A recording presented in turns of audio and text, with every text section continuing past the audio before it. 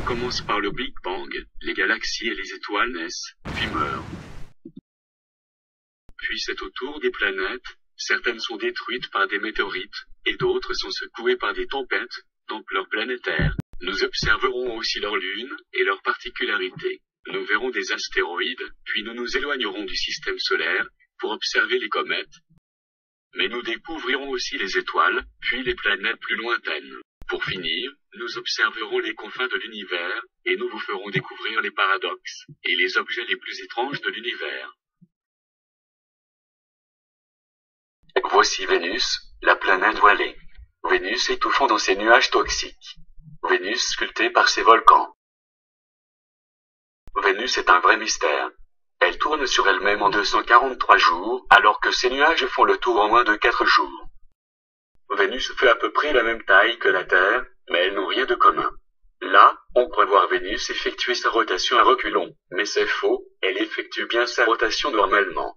Cela est dû à son inclinaison extrême de 177 degrés, ce qui fait qu'elle est à l'envers.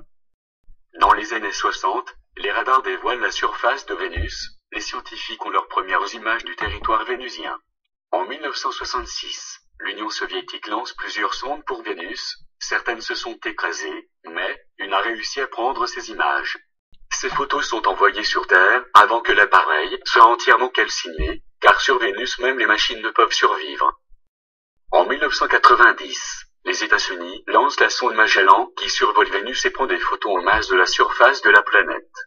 On y voit des cratères, des volcans, des montagnes, ou encore des dômes de lave littéralement aplatis par le poids de l'atmosphère.